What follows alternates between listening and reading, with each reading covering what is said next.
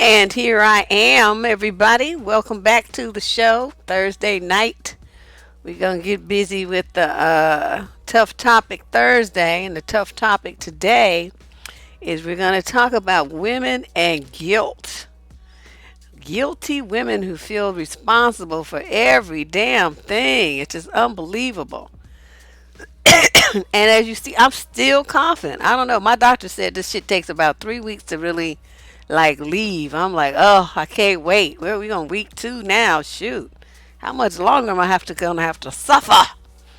Anyway, hi everybody. Glad you guys could make it. Everybody shared the link so you get your friends up in here. Because from what I hear, I was doing a little poll on my Facebook and, looking at some stuff on Twitter and I put it on my different, I have pages on Facebook and groups and I have all kind of stuff going on everywhere and I have to keep up with it to tell you the truth. But, I had posed a couple of questions. I wanted to get some information for Debbie, so I posed some questions to collect some data. And one of the things I posted yesterday was about closure. Now, let me tell you why I posted it. Okay, I was having a conversation with a friend of mine about a guy that she's broken up with. No, because it's not in my throat. It's down in here more. Gargling won't reach it. And so, she was talking about how when she breaks up, when some a breakup occurs, she wants to talk to the guy about, what went wrong and why, that it didn't work out and all this kind of stuff. And I was just looking at her in astonishment, and really, I mean, it's just so different from the way that I think I was really trying to, to learn about it and really trying to get, like on that page so I could really empathize and try to understand, where she was coming from. And so I just listened, and I was trying to, see where she was coming from with this goal, And so she was feeling like, she could determine then it would like put her mind to rest that she had some answers to why that it broke up, why they broke up. And I reflected on the video that I did. It's already one up there about closure. And, to me, you give closure to yourself. Anytime you say that it's over, it's over. And I think a lot of women don't really think about the fact like, okay, you going to go to this guy, you're going to ask him to help you get over the fact that he dumped you. I mean, if you guys had like a serious relationship, like you were married, you long-term boyfriend, girlfriend or something, then, that kind of discussion might be warranted because you got to divide up property. You might have kids together, pets, I mean, there may be some more to it that you need to discuss, and then that's just like a part of the discussion. But if it's just somebody that you just been kicking it with and they decide they don't want to kick with you no more, and you're going up to them looking for answers as to why they rejected you, I mean, even if they give you an answer, are you going to know that it's the right answer? Is it going to be the truth? I mean, how are you going to know that? They just going to tell you something and make you shut up and go away. So you're going to take that and feel like, well, now I have an answer, but you won't really have an answer. You just have some bullshit. So in the real scheme of things, to me, all that matters is that, for whatever reason they make up or whatever reason is real, the relationship didn't work out, as most relationships don't. And, you two have like split and gone your own ways. Okay, so let me tell you what, though, since I posted it, I want to share with you what some of the things are that the women said, and like I said, I was trying to understand. That's what, I approached this from trying to get into people's headspace to figure out, what's motivating you to think like this? Because I really did want to try to understand. So one woman said that when she used to seek closure, deep down she thinks it was an apology that she was looking for, or to get my whys answered. And said now she don't even bother. She just like, go ahead, scoundrel, and don't come back. And one lady says she thinks seeking closure is a way to hold the door open just a little bit longer. Personally, when I walk away, I've learned to keep on going. Another says, I usually learn something about myself when I seek closure.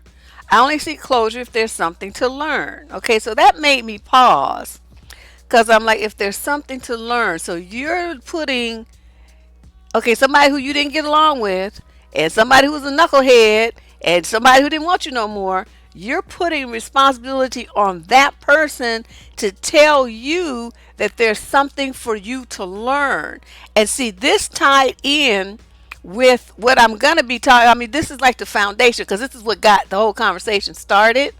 But I wanted to talk about this and why women always want to absorb responsibility for everything. So if you feel like it's something that you need to learn, then that means it's about you learning about yourself because he's gone. You don't need to learn nothing about his ass. His ass is in the wind. Okay, so she's talking about something about herself, learning about something about herself. And you're learning about yourself from someone who doesn't want you. So how do you know their motivation for telling you that something's wrong with you isn't just to hurt you more, to dog you out, to make you feel bad about yourself, to shatter whatever self-esteem that you have left? I would not want to hear shit a motherfucker had to say who had decided they didn't want to be with me.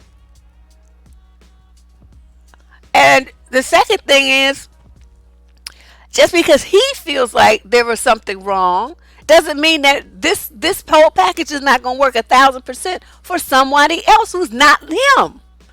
So I mean, I don't, like I said, I'm trying to understand this. And so when they were saying these things, that's what I was thinking, and that's what I'm sharing with you. Okay, so let's move on.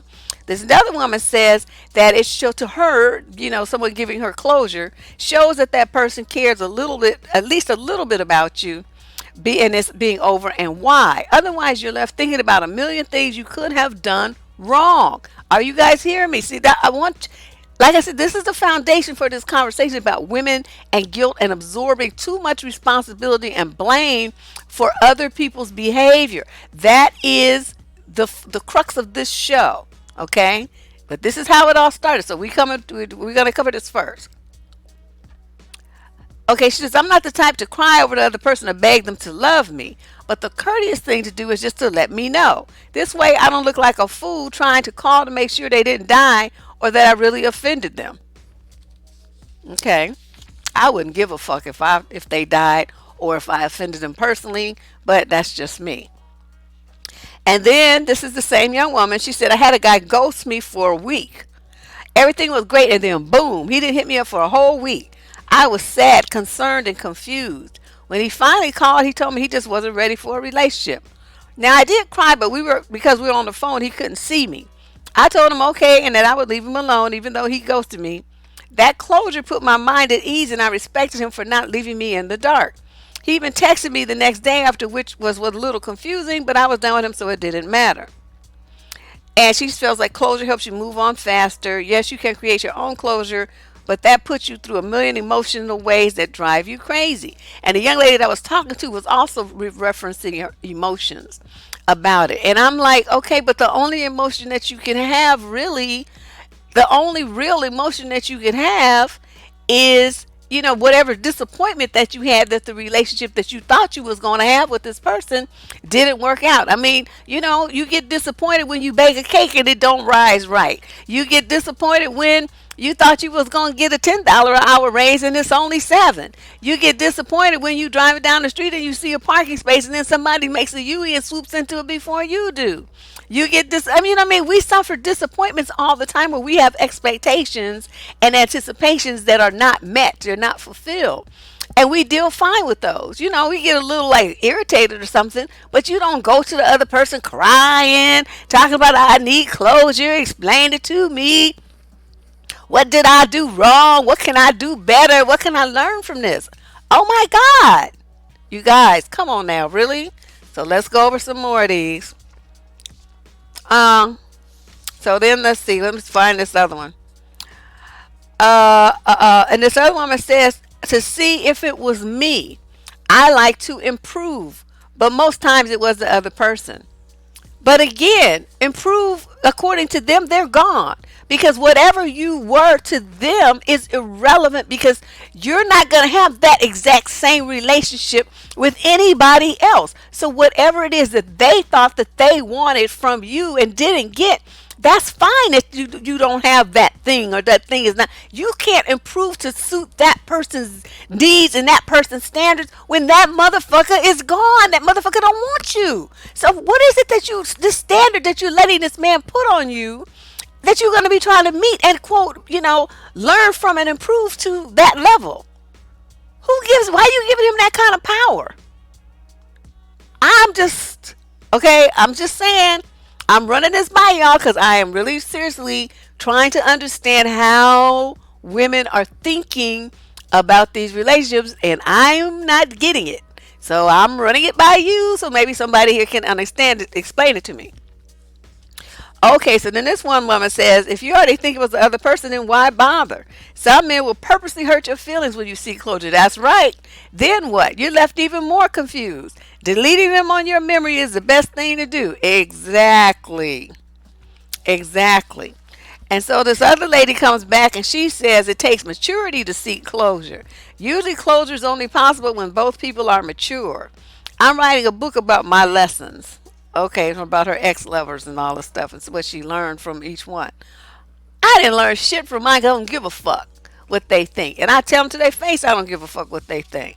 I'm wonderful just as I am. And if I wasn't wonderful for you, then oh fucking well, you wasn't wonderful for me either, motherfucker. So get the hell out of here and let me go on and take my wonderfulness to another place where people can appreciate it. But I'm not going to miss no sleep or miss a beat or miss a breath or nothing about what some ex-nignog thinks. See, I'm trying to really understand what you guys, so you put yourself in this mental state where you're needing and feeling less and feeling deficient and feeling like there's something wrong with you that you have to learn and improve and all that stuff. It's like, why are you doing that to yourself? What in the world is this power that you've given to these idiots over who you are and who you become and how you view yourself? Y'all got to stop doing this. This is deeply disturbing to me. I mean, deeply, deeply, deeply disturbing that you would put this kind of power over who you are and how you live your life in the hands of some motherfucker who already told you he don't want you. And then you go on to him, how can I improve? What can I do better?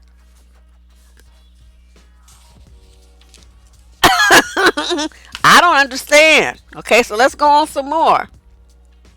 This woman says, I'm still wondering about a relationship I had damn near 20 years ago. Okay, she be hanging on to stuff way too long. This woman says, I contacted an ex-lover the other day because I had a dream about him. And in the dream, I guess we were sitting down talking about what happened and what we learned from the situation we had. Our situation was a mystery. He's upset with me right now, but I know he'll get over it soon. It's always been like that with us, just learning and growing with it all. I'm actually cool with my most ex-lovers. Shit, I want to run all mine over with my car. And then, okay, so she's talking about something that's not really on the topic. All right, let's see. And she says that seeking some stories are left unfinished if all the parties involved don't embrace the lesson. But who are you to decide that there's a lesson there for me? See, that's what I'm talking about. You don't get to decide that. I do. That's me. And the only person who's going to be living my life in this skin and walking with these feet and these legs and this heart beating is me. So nobody else, especially no man, gets to have any input in that unless I ask you for it. If I ask you, then that means I'm respect your opinion and I'm looking for, your thoughts on a certain subject matter or something. But I'm never going to ask anybody about me as a person. I am the only one on this planet who gets to define me. That's it. I don't never ever, what do you think about me? What do you think, how do I look? And this and that. I mean, people will sometimes give you a compliment, or sometimes people will tell you that you look jacked up. I mean, either way, I still feel the same about it because if I'm looking jacked up, it means I wanted to look jacked up. I didn't want to put on no makeup and I didn't want to do my hair. And I like these raggedy clothes I got on because they're comfortable. So you think it looks jacked up? Oh, well, who asked you? So, I mean, it's just kind of interesting. So let's go on. Let's go do. This woman says she still loves this man, but it's better now. Um, I don't think love ever dies. I think we just learn to love differently to avoid being foolish. Nah, mine dies. Mine just dies like a fucking zombie. It just dead, walking dead. Um, this one lady comes and she says, I don't mean to ruffle any feathers, but ladies, if a man ghosts you, he does not care about you. Having dreams about exes and missing a man from 20 years ago is wasting your time. Oh, she could have stepped into my shoes. But I vowed to stay neutral on the thread. I just wanted them to talk. These men are not thinking about or missing you for 1 second. Time is a valuable asset. Use it wisely. Love is a choice, not an obligation. You can choose to fall out of love. It's that simple. She's damn right. Um, so let me see. One lady says, I used to want closure, especially if someone ghosted me, but now I just deal with my emotions and move on the best way I know how in a healthy way. But I know the nagging feeling of wanting to know why. And this other woman says, I used to want closure because I thought it would get rid of all the awful feelings that had replaced the good ones. I was hoping for neutral. That's what closure meant to me. That's interesting. I realized, however, that I could give myself closure by closing the door on my ex altogether, cutting him out of every part of my life. There you go. And so then this woman put, oh, this is kind of long. Why do I seek closure? It puts a proverbial period at the end of a thing, and then that chapter can be closed. Closure is natural for our healing since it is us women whose biochemistry runs in cycles. And she talks about menstrual cycles and paying bills and all this stuff. Okay. Closure is a part of that. We open a chapter and when it's time, we close it. It moves the process along. It allows us to run smoothly. It heals the body and we move on. And she says men don't have such a cycle. And our closure matures over time. We don't need the same kind that we needed when we were in our 20s. Sometimes closure is as simple as mumbling to ourselves, goodbye, idiot, you a whack job anyway. That's right. And this one woman says, well, closure is more about the ego of women. They want to know why they weren't good enough. I was this way many years ago. Now I give no fucks. Now that's interesting. Why they weren't good enough. Yeah, I think she nailed it because with women talking about, well, I want to improve. I want to see, what I did wrong. Why, what all this. Okay, that's indicating that there's something that was wrong with you, that you were lacking and deficient in some way. So you're looking to make it better so that you have a different outcome next time with a completely different man. And why you weren't good enough, I'm like, shit, he was the one who wasn't good enough. What's up? And Laura says closure is a facade and an excuse to either self-deprecate by opening up an old wound again when it's trying to heal, or giving the person an excuse to go back to and entertain that another person again. Basically, it's bullshit. And then my girl Keisha says they don't want closure. They just want a reason to continue communicating with the ex. Oh. Valerie says, getting closure helps me process the incident. I find out that the other person's motivations instead of the ones that I imagined. It helps me put the issue to rest in my mind. Okay. So, but like I said, even if they tell you some words, it could have been some words they read on the back of a Cracker Jack box. That don't mean it's the truth. That just means it's what they want you to hear. So you will go away and never call them, bugging them the fuck about closure ever again. So they're going to tell you whatever it's going to they need to tell you to make you go away. That's what they're going to do. So, but I think the main thing is why. For those of you who have all these emotions and wondering why he left, I would like somebody, if you are that kind of thinker, to please explain to me what your reasoning is. Why is it so important you to know why he left? And once you know how does that change your life? What's going to be different for you? I'm trying to understand that part. The second part is, how would you differentiate if he's telling you a lie versus telling you the real reason? Like maybe, he found somebody who fucks him better. He's not going to tell you that, but that's the real reason why he left.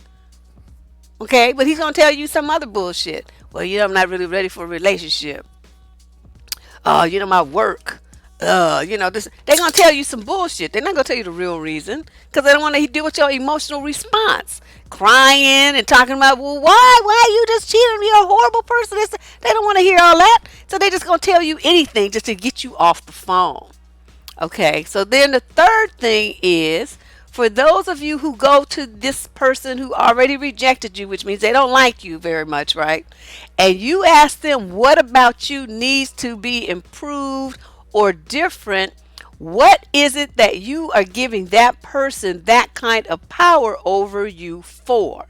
What is it that you think that person has that you don't, where they have more insight into you than you do? And it's like, especially if that relationship is over, why are you trying to improve based on that monkey ass motherfucker standards when the next man might love exactly everything about you just the way that you are? So why do you look behind you as someone who doesn't even want you and look at him to tell you how you can be a better woman? I don't get that either. So those are my three things. And people listening to this, if you have ideas, feel free to put them in the comment section because I am confused. I am totally confused about this. So let's move on. Let's talk about what's the motivation behind this, which is low self-esteem because you think you're not good enough based on what some knick-knack says. And number two, feelings of guilt. So I'm like, okay, I need to do some research on guilt because that's a foreign concept to me. So I had to get on the internet, child. Luckily, I do know how to spell it. But as far as experiencing it and dealing with it and stuff, I've never had to deal with guilt. Abandonment is very hurtful. I would suppose that it is. But the bottom line is the only person who can really abandon you like that is your parents. Everybody else that's in your life is by your choice and theirs. It's free will. Okay, so they can come and go anytime just like you can. So it's equal there. You have just as much right to walk the fuck up out of there as they do. So, you know what I mean? You could have left too. You could have abandoned them. A lot of women take too much shit though because you want to hang on to the relationship. The relationship means more to you than it being a good relationship that's good for you. You just want to have the relationship. Niggas beating your ass, cheating on you, giving you STDs, molesting your kids. He ain't half working. He's full of shit. He just using you, all this stuff. But you stay and stay and stay and stay. And then when he leaves, you want to say you feel hurt and abandoned and you want closure. You should have put his ass on the nearest fast moving thing like a baseball, tied him to it or something, and bounced his ass up out of there.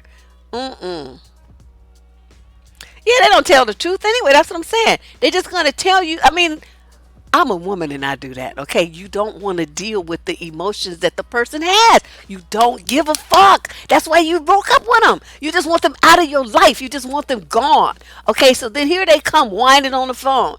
Oh, I need closure. You want to cuss them out. You want to just ignore the calls, but they done called 70, 11 times. So now you pick up the phone and you're irritated as fuck, but you say, okay, I'm going to talk to them this one time and I'm going to get them fuck off my phone and out of my life, right? So here they come.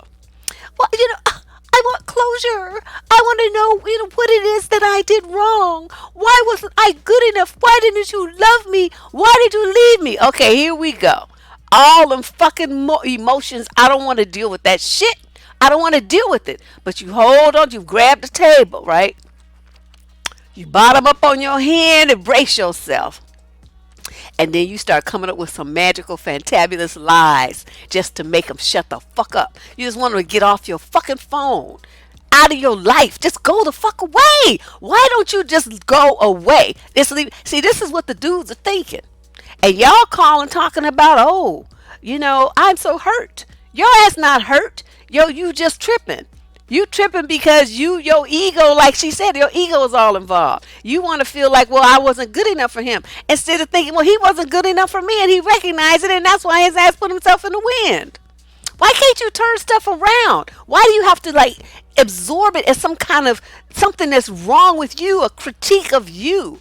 He just doesn't want to be with you for whatever reason he has. It doesn't matter what the reason is. He's gone. And you calling and stuff, it makes you just look desperate and weak.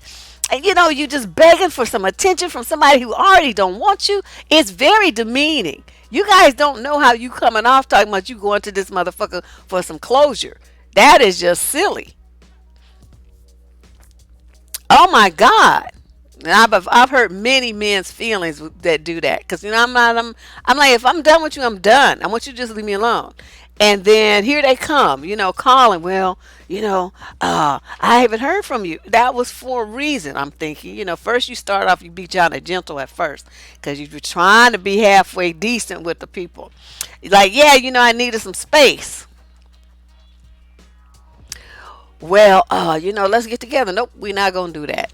We're not gonna do that. We're not gonna ever do that. Well, so what you trying to say? I'm saying we broke up. That's what I'm saying. Well, why? Cause I can't. Okay, now the real answer is cause I'm sick of your ass. Cause I met somebody else I like better, and I'm done with your ass. Or it's like you just got on my last nerve the last time, and I'm through. I'm just done. I don't want to even breathe the same air that you breathe. I want you to go to Mars because I don't want to breathe the same air on planet Earth that you breathe.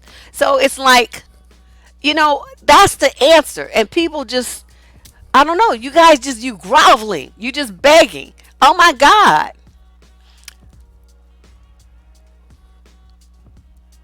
You was a pick me? Oh no. Father wounds, but sometimes it's not even the father, it's the mother. But it could be a whole bunch of things. We're going to talk about that in a minute. So let's go on and talk about, oh yeah, that's right. I was finishing up with the thing about the dude, how I experienced it from the male perspective. And so then, you just say, I don't really want to have this conversation. You try to give them a clue. You try to say, it's just no real reason. It's not you. It's me. People play all them games to try to get you off the phone. And then you don't take the hint. You go keep pushing, pushing, pushing until finally they just blow your hair back and say, because I can't stand your fucking ass. You get on my goddamn nerves. Every time I look at you, I want to throw up. When I want to lose my eyes, see or to pull my eyeballs out. I mean, they're going to go to that kind of level of disgust because you can't. You just refuse to take a clue and you just keep begging and groveling. Oh my God. You guys, come on now. All right, let's talk about guilt, that magical word. Because that seems to be at the core of what's going on here. Y'all feeling, guilty, like you wasn't good enough. And that's why, you should have tried harder. You should have loved more. You should have been more freakier. You should have wore more lingerie. You should have lost the weight. He said, I mean, you start beating yourself up. You go through this whole list of what you could have, should have, would have, that would have, you think in your mind would have made the relationship last, instead of just saying, well, it didn't work. And so there you go. So this article I thought was really interesting. It says,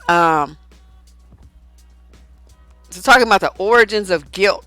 And they did this survey that was done in 2010. And it found that 96% of the women surveyed admitted that they felt guilty at least once a day. Isn't that amazing? I still waiting for my day to come. 96%, that's a lot. Okay, at least once per day. To make matters worse, the poll uncovered that about half of the female respondents lost sleep over their guilt, with roughly 75% reporting an elevated sense of guilt after giving birth. Now, see, this article went in and talked about, the people who, the guilt that mothers feel and all that kind of stuff. So it's kind of going on that perspective, like women who don't go back to work after the kids, or women who decide not to have children. It was talking about all that kind of stuff, but I still like that survey. All right, now, then we talk about self-blame and guilt from another perspective. And this article was saying how it's from a psychologist. It might have something to do with a difficult childhood.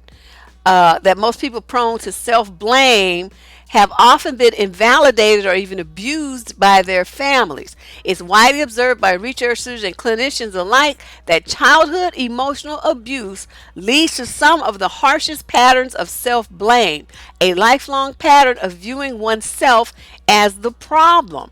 And I thought, wow, now that's deep. When you look at all the abuse that goes on in the black community, especially if it's verbal, it's physical, and if it's not that, it's sexual. For little girls that just get, your skin color wrong, your hair texture's wrong, you ugly, you too fat, you too skinny, it's always something. You think you so smart, you fast. It's a constant barrage of denigrating conversation directed towards young black females. So it's a miracle then that more black women don't have this cycle of guilt and self-blame. I mean, okay, that kind of made the light come on. It's like relating it to childhood abuses. Then you can see how it would be logical that these people would would want to accept the blame and absorb the blame. And then it doesn't help that when you go online, here's thousands of men just beating you over the head and just reinforcing that. Yeah, it is your fault. You black women this,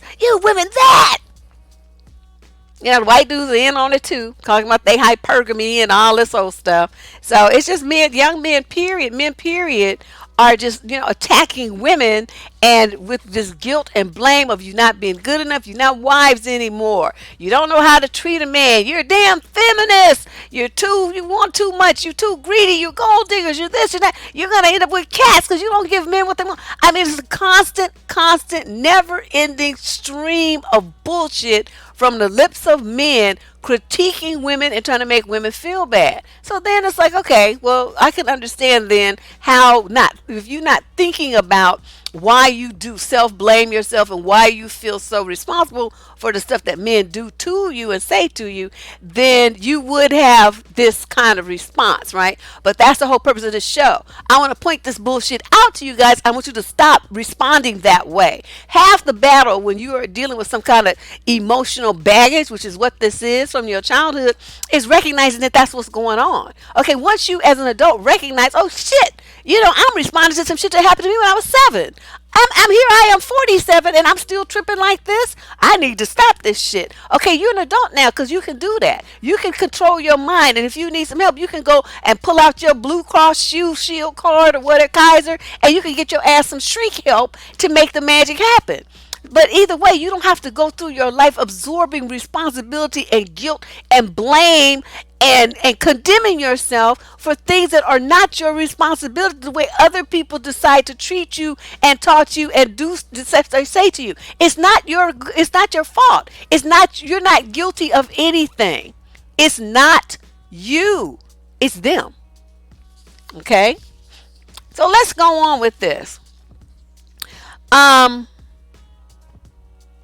It says, since the most stressful experiences are the ones we feel we can't control or predict, no doubt one reason why women turn to self-blame after abuse or neglect is the alternative explanation. My parents or siblings are chaotic, hurtful people, and the world is a dangerous place. It's simply too terrifying to accept.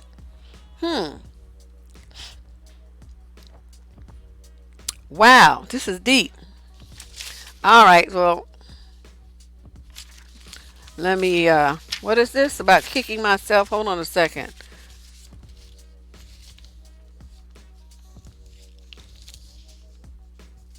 So he says, deep down there's nothing you could have done differently, but you still blame yourself. You feel like if your lack of vigilance was the problem, you could have prevented a tragedy. So it's about feeling helpless. I can see that. You feel helpless and out of control when somebody leaves you that you didn't want to leave. You feel helpless. So you start saying, well, what can I have done different? What's wrong with me? Why didn't I see this coming? Why didn't I put some things in place? Why wasn't I smarter about it? Why didn't I notice? People start questioning and doubting themselves, and you women have that bad. Now, what happened on the wall, this young woman posted something today that I wanted to share because in line with what we just talked about the the verbal and emotional abuses that young black girls suffer, is another one. This one she put. She says that she read an article about where street harassment comes from and suggested that public spaces still belong to men. Women just walk through them. The authors gave several examples. One is that the only time a man will apologize for street harassment is when they realize that woman's not alone and with another man. The thing is, who do they apologize to? The man, because they see the woman as his property. And so then she talked about the Middle Eastern countries. They do the same thing. Um, And thinking more about it, it also explains why that group of men in the video you showed mocked the one man speaking out for his wife. When his wife goes out alone, to them she's fair game. And they let them know that in no uncertain terms. Wow. Okay, hold on, because she had some more interesting things to say. This one lady says, this is Black Beauty. And this is up on the wall somewhere. I forgot to put what video it's on. I found it this morning and I cut and pasted it. And she says this video got her thinking about the time she started developing attitudes that she has about how she deals with black males. And the first memory that she has is when she was maybe 17 or 18. She was in high school. She had really nice, shapely legs.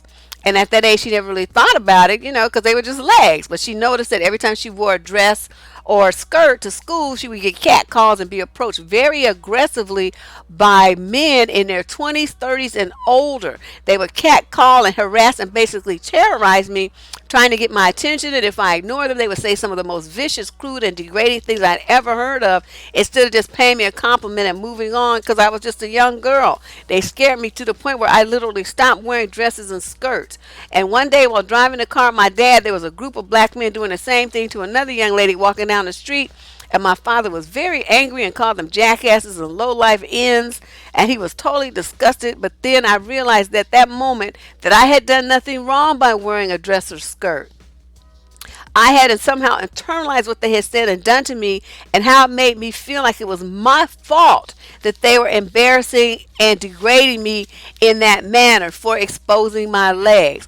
Even though I knew that their behavior was not my fault, I still felt the need to protect myself from being assaulted like that, so I would rarely expose my beautiful legs just to protect myself from these aggressive black males that felt as though they had the right to approach me that way.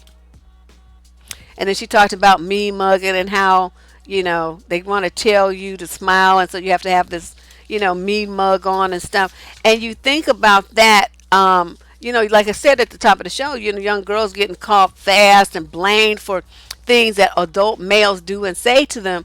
And so it's really hard unless you make a conscious effort to avoid, internalizing that as some kind of indictment of something that you're doing wrong. But like I said, I want to bring this all to everyone's attention today. And so ask you, when you catch yourself doing that to yourself, please stop doing it. And it's going to start with the way that you interact with men, because they're going to really quite, say, well, if like some of them be like, well, I beat your ass. Well, it's your fault. You made me mad. Now, what does that say? That means that you were like a puppet on a string. Somebody just controls you like that. You have no self-control, and yet you want to call yourself a man. You are a bitch. That's what you are. You're a bitch-made motherfucker. That's what you are. And you sit up there trying to make some woman responsible for what you do, and then turn right around and say, but men are natural-born leaders, and you need to submit to me. Make up your bitch-ass mind. It's going to be one or the other. Either you the lead, in which you are control of yourself in every way, shape, or form, or you just a little bitch, and then women lead you around by the nose like a dog on a leash. So you get one. You don't get to wear both. Yeah, and so right. You can't even wear like sundresses and stuff like in Oakland. Here coming in, and it's always a group of them. It can't, when they're by themselves, they tend to act better. But when it's two or more of them, you can guarantee it's gonna be some bullshit. It's like they feed off of each other's, negative energy, and they want to like one up each other and high five each other and stuff about ganging up and attacking a woman with their words. Okay, what kind of bitch ass nigga are you? For real? That's the best you can do. That's your best example of exerting your manhood and showing your prowess and strength. You got to like pack dog on one little girl, and it's usually a high school student, a college student, some young girl who's just terrified, and they just get off on that shit. They just love that.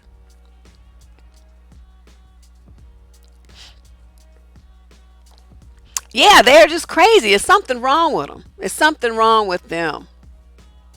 Yeah, at elementary school, yeah, my older brothers beat up a couple of guys in my class because they used to like to do this thing, and this was second and third grade. Okay, they used to like to get in like we would go in recess, right? So it's like you coming up the stairs from we would go through up the fire step. They didn't have any elevators and stuff.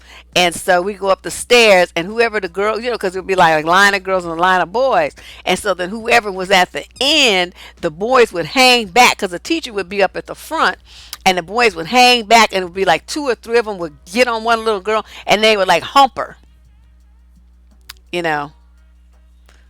It's just unbelievable. So the little girls be crying, they be raising up their dresses and doing stuff. And then you looking at that, okay, these are 8 and 9 year old boys. Where the fuck did they learn that kind of predatory behavior towards females? I mean, I didn't think of it at the time. I just went home and told my brothers what happened. And so they made a point to come to school and beat a couple of people's asses, and then we didn't have a problem no more. But I'm just saying, as an adult, I started thinking, reflecting on that, and reflecting on the age of the children involved. And I'm like, okay, who taught them that? Where in the world did some little 8 and 9 year old boys learn to treat women that way? And I was pretty horrified when I put it in that perspective. You know, it was pretty bad. So, in other words, as you guys, really start thinking about what these guys do and say and how they treat you and stuff. Stop feeling like you're responsible for what they do. It's not your fault. You didn't have nothing to do with his attitude, the way he's fucked up in his head, the way he decides to talk to women, the way he chooses to treat women, the way he chooses to be violent towards women. Those are all his choice, his decision, 100% under his control. You don't have anything to do with what he did. You're not responsible for no grown man in any way, shape, or form. Half of you can't even control your own kids. So what the fuck you gonna look like trying to control what some man did by what you do, don't do, say, don't say, wear, don't wear? It's not you. You're out of this loop, okay? And then please do not go. Do not go anywhere with that sad hangdog look on your face to some nigga that rejected you and ask him why. If I find out you did, I'm going to go through the computer. I'm going to choke the shit out of you myself. You just asking to have your feelings hurt. That's like a little dog that's already been kicked. Just imagine this in your mind. Like, little dog already been kicked. He's a little dog.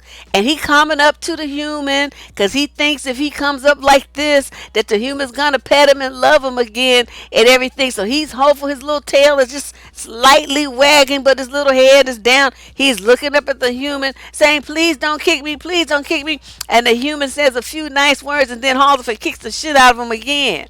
That's y'all. That's what you're doing. Preschools, they told you he did it because he liked you. Oh man, yeah, that's some bullshit. But I'm like, these men are crazy. I saw a video yesterday on Facebook. It was real disturbing. These women were at a park in Sacramento, California. Those of you who live in San Francisco, I mean in the California, that's our nation's capital, which you normally would think might be like Los Angeles or some place that somebody heard of, but it's in Sacramento. And this Nick now looked like he had just been sleeping under a bridge or something. And he came to the park where these women were with their little kids and proceeded to start pulling down his pants. So then one of them started recording, telling him to pull his pants up and that there are children here and don't be vulgar and this and that, blah, blah, blah. Now, were it me, I would have gathered my children together and we would have went somewhere else. Okay, but that's not what they chose to do. They chose to sit there and engage the dude, going back and forth with the dude and talking to him and stuff. And at one point it looked like he was gonna leave. He started kind of walking away, but then he made a U-E and he came back and he was talking all this shit. Then he walked up to one of the girls who was sitting on the bench and grabbed her like on the head like this and proceeded to put his nasty, slimy, flea-bitten, lice-ridden face next to hers and kissed her on her cheek. And the way he was grabbing, like she couldn't get away. I mean, he was just really forceful with it. He was just gonna force himself on, and he had his arms around her. So if he had went any lower, he would have been like grabbing her boobs and shit, and it would have been shit she could have done about it because he had her so tight. Now I'm sitting there and I'm looking at this. Okay, you see that this is a person who's off his rocker. You have children there to protect. Why is your ass still sitting on the bench? Like that's like the enemy. You see what I'm saying? I'm not blaming her for what he's doing. I'm saying that her handling of the situation was just curious to me. You see someone acting aggressively and you still sitting there. When you're sitting, you're not in a good position to defend yourself. Especially she was sitting so that her back was to the part. So he just walked up right behind her and grabbed her. Now, when you see somebody who's a threat, you're supposed to stand up and get in your fight stance. If you need to pick up a weapon, that's what you do. If you got to go in your purse for your gun, your stun gun, your pepper spray, whatever, that's what you do. You get ready as you get your kids together to safety. Okay, but you have something to defend your babies. That's your goal as a mama. But she just still kept sitting there. And the other one was, still talking shit to the dude. So I'm like, they didn't handle it the way that I would have. I would have been more concerned about my children. Because just like he grabbed that woman, he could have grabbed one of them kids and took off with them. You see what I'm saying? That's how my mind works. It's like, no, I'm getting my kids out of here, away from your ass because you crazy. And then they're talking about call 911, call 911. It's like, bitch, you could have been calling 911 while you was filming. Or your friend sitting there all casual and stuff, she could have called 911. So their whole way that they handled it was just really bizarre. And I just wanted to talk about that because maybe some of you might find yourself in a similar situation. And I'm telling you, soon as you see someone who is a perceived threat to your safety or that of your children, immediately stand up. Face that person. Don't you ever turn your back to them. You need to see what the fuck is coming so you can brace yourself and do whatever you need to do to defend yourself. So they didn't handle that right, and I was really scared for their kids. It didn't show the age of the children, but these girls were young, so I would figure. I mean, even if they had the kids when they were like 15 or something, the oldest might be like 7. So the kids were small. And this guy was being very weird and very aggressive and just totally overly sexual with these people around these kids. So there's just I'm just saying, I'm just putting that out there. I don't want anybody to think I'm trying to blame her, blame these women or anything. I'm just saying, if you're in a situation similar to that, handle yourself better. Handle yourself in a way that's going to protect your kids. I don't care if your ass got to go down and you bleed and you in traction. You protect your babies. That's your job as their mama. Yeah, I don't know. The dude, I'm telling you, his hair was just all leaves and he looked a mess. I mean, he seriously looked like bugs was going to be jumping off of him. I was like, ooh, he wouldn't have been able to get too close to me. That's why as soon as he started with that pulling the pants down shit, I would have got my kids and we would have left. I've been like, everybody, let's go, run. Even if we left our food and stuff, you know what I mean? Shit, I'll go to Safeway and buy some more. Motherfucker, you can have that shit. I don't care. Getting my kids in the car. You live in Sac? Oh, I don't know what park that was, but honey, you better not go there. That place, I mean, it looked nice, the little over thing and everything, but he was just way too dusty for me.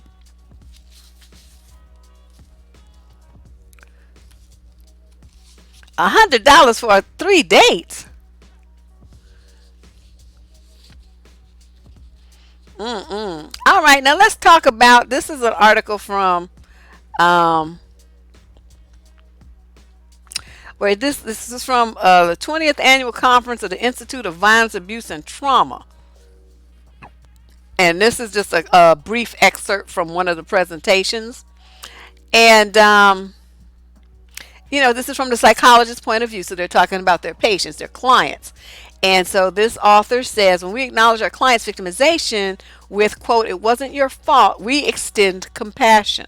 However, when we understand that internalized blame of self is called IBS, is a natural coping defense that helped the child survive adverse circumstances in which she or he had no other resources than magical thinking. We give that client a tool and a place to start the healing process. This is because in adulthood, IBS is no longer helpful, but actually compels the person to self-sabotage and is a factor in symptomology of depression, anxiety, and other conditions. So they want you to face it, not think about that magical thing, and not engage in self blame and thinking it was my fault like a child would do. That's what I was saying earlier. You're an adult now, so you have full control over your mind and what you think and who and what you allow into your life. You just do not have to go through life on autopilot because your feelings told you to do something. That's very self sabotagey, which is not a word, but you know what I mean. So then she gives a story about how children, and this could be you, I mean, in a different storyline, but just try to think if something similar like this may have happened to you where you internalize responsibility and blame yourself for something that happened between the adults around you so that you carry that kind of belief system into your adulthood, okay? So she says Tommy is 4 years old.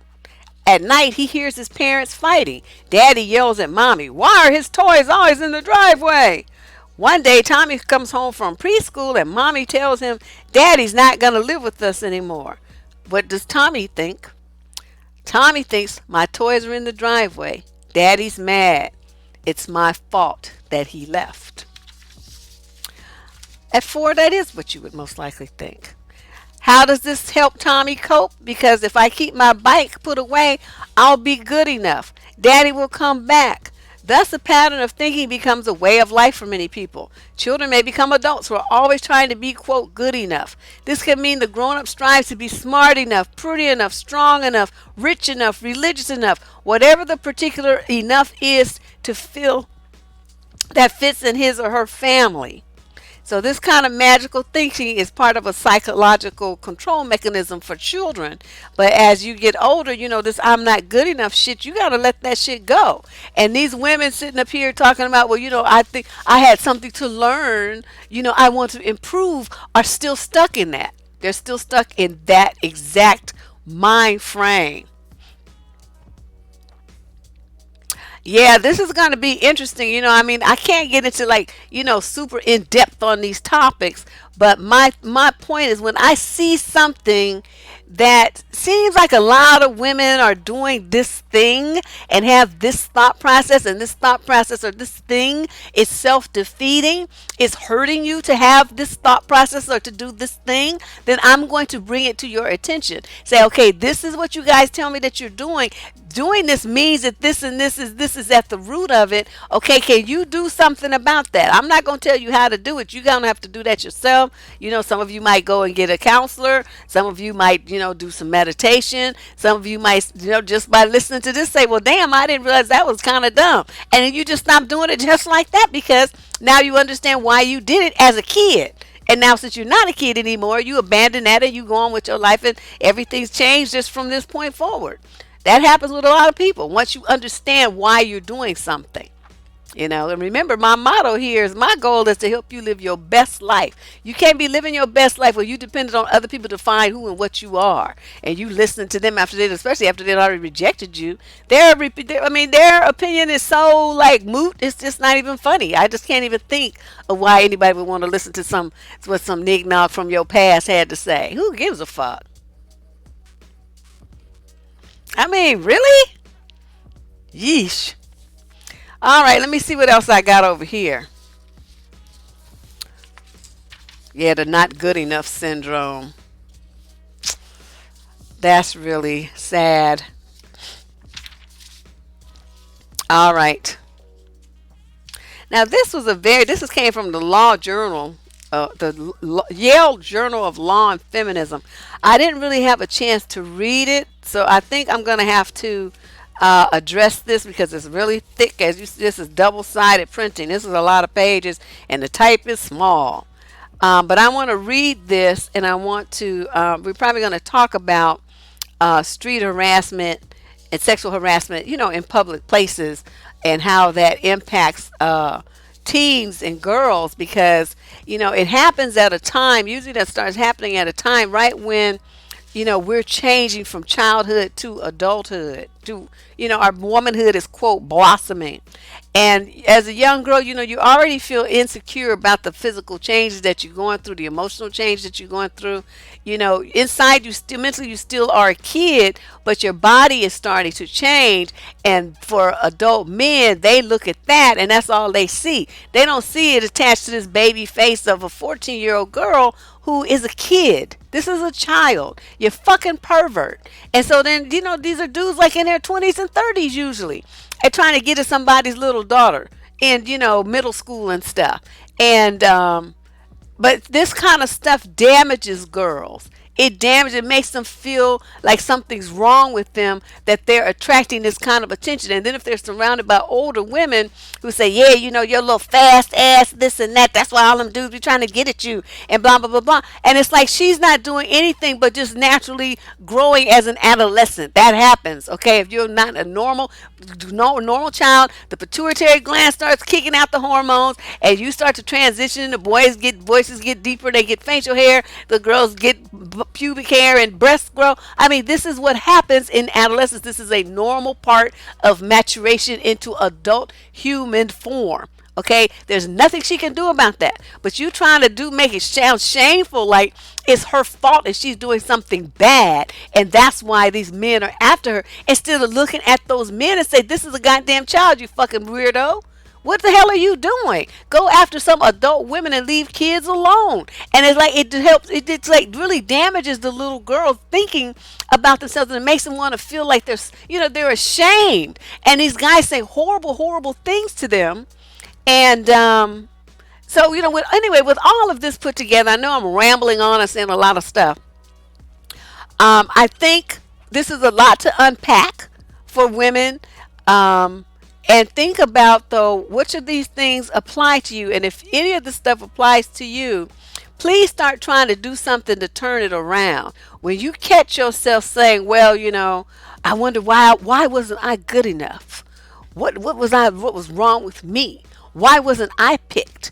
Why didn't I get such and such? Why did they get it and not me?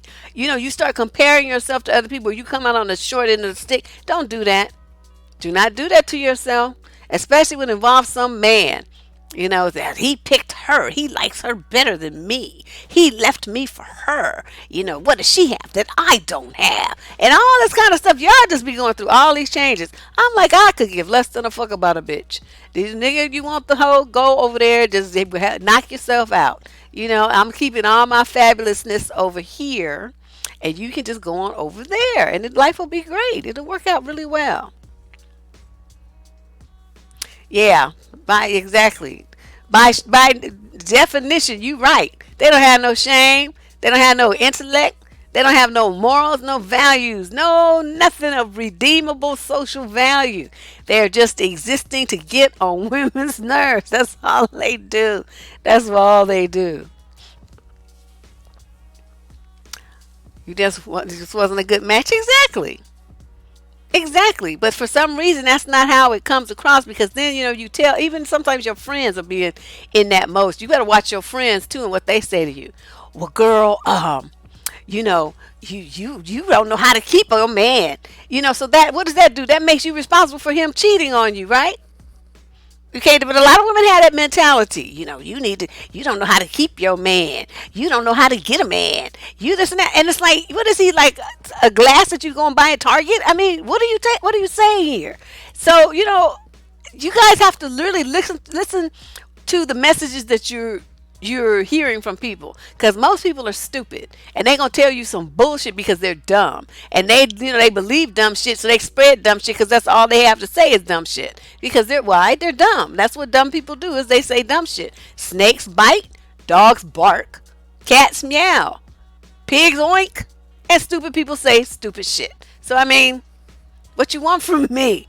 That's how it is. So watch your friends. Watch your family. Don't let them put the messages in your head, especially if you are a teenage girl and you listen to this. Start now with tuning that shit out. If people do that to you, call them on it. Say, what you just said to me is trying to make me responsible for some grown man's behavior. Why do you think that's an appropriate thing to say to me? I I'm not responsible for what a grown man does. You're not responsible for what a grown man does. The only person responsible for what a grown man does is that man. Don't talk to me like that anymore. And you have every right to say that. I don't care if it's your mother. That's a very just putting up some firm boundaries for what you will and will not accept in your life. People need to respect that.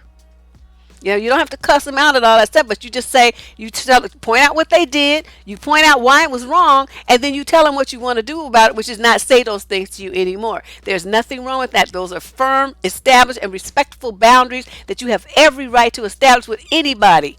I don't care who it is.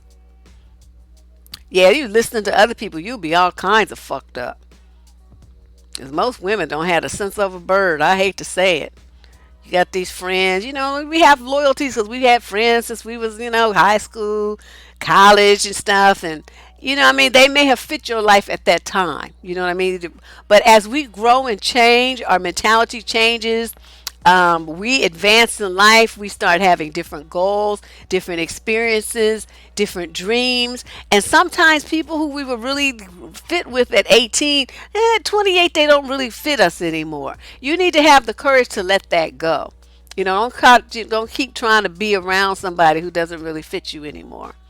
And especially if you notice that what's coming from their mouth is toxic things that are making you feel bad, making you criticize yourself, or designed to have you doubt yourself or to be very critical about you and make you feel bad. A lot of women are very backbiting kinds of people. They try to, what they used to call them, a frenemy. They're a frenemy.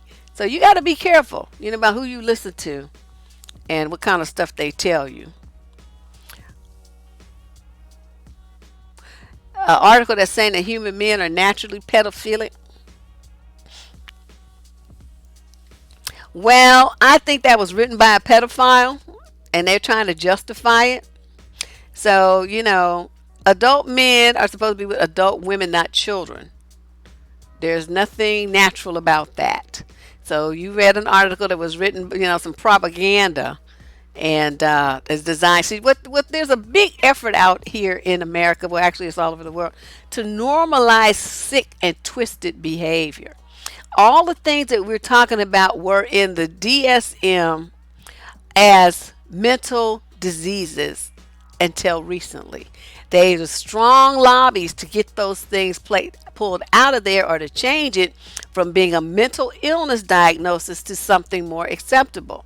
Okay, so that's what's going on. When you guys see articles like that, you hear these things, they're trying to teach kids about being trans in schools and all this kind of stuff. This is all part of the effort to normalize sick, abnormal, and twisted behaviors and attitudes, so that the more that they promote this stuff as being normal and the more fake justifications they provide, the more people will say, oh, okay, and just accept it. And they're going to win by that. Do not believe the bullshit that you read. People will tell you anything, especially if it appears online.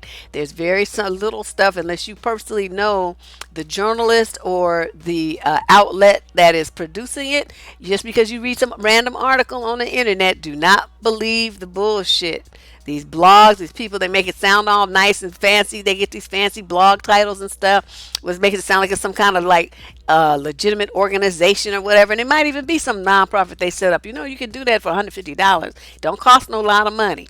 And then suddenly they have a website and they're publishing this stuff, and then it legitimizes it because it sounds like it's official. And then people read it, and then they say, oh, I read this article that said this and that. Oh, it must be true. Now, that's not normal. These are some sick fucks. That's what it is. And they just want you to think that their sickness is normal. Don't fall for it. Do not. But anyway,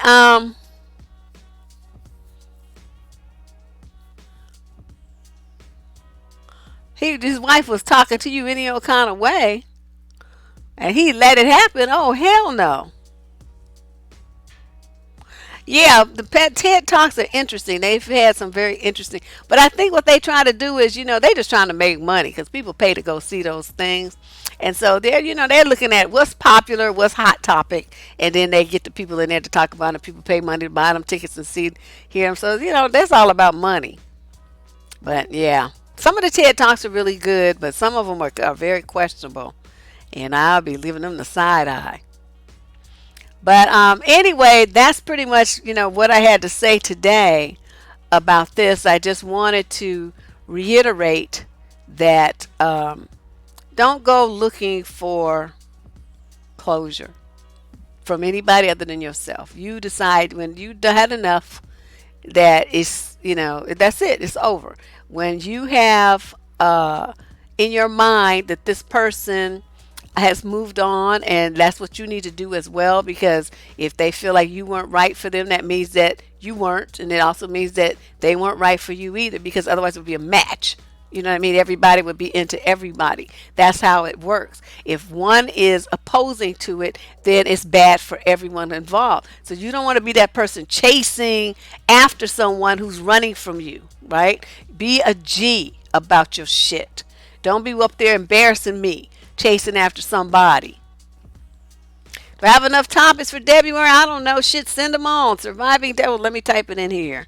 Let me type it, because some of them are so involved, I'll probably have to save them for, March or something when I have more time to research. So, these are supposed to be, quick little videos. I'm still going to do my Tuesday and Thursday live streams, but they're not supposed to be, these all deep and in-depth kind of things.